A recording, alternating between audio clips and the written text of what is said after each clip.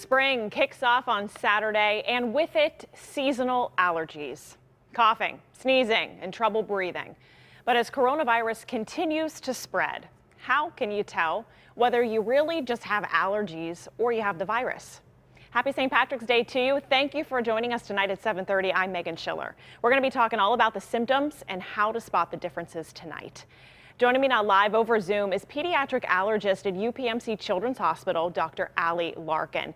Dr. Larkin, how often are you hearing this question these days? We are hearing this question quite frequently. It's spring, it feels like spring, and our families and our patients are definitely asking us these questions. Can we talk first about the overlapping symptoms that cause the confusion? Sure. There's a big overlap with this clinical presentation between allergic rhinitis and COVID symptoms. Things that both may share are symptoms like cough and fatigue and maybe headache. But as most of us know, there's actually a lot that makes them quite different. That's very helpful when we're thinking about the subject you're talking about. How many are there that are different? So if we're concerned that what's going on is COVID related, we're going to see more things like fever. Fever's definitely something that we're not going to be too worried about from an allergic rhinitis allergy standpoint. If there's fever going on in the setting of something like coughing or stuffy nose or body aches, along with nausea or vomiting or diarrhea, this is a time to be worried about COVID and to definitely think about COVID testing. In your opinion, are we better equipped this year to spot and determine between the two in comparison to last year?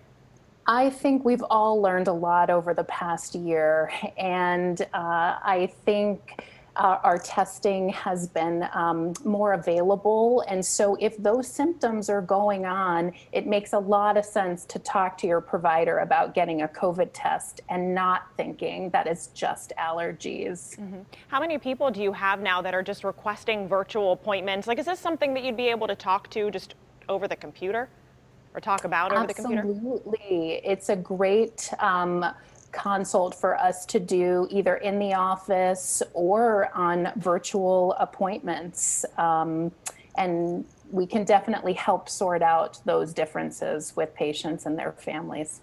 Do you know how long it'll take until we know if the allergies are worse this year than in years past?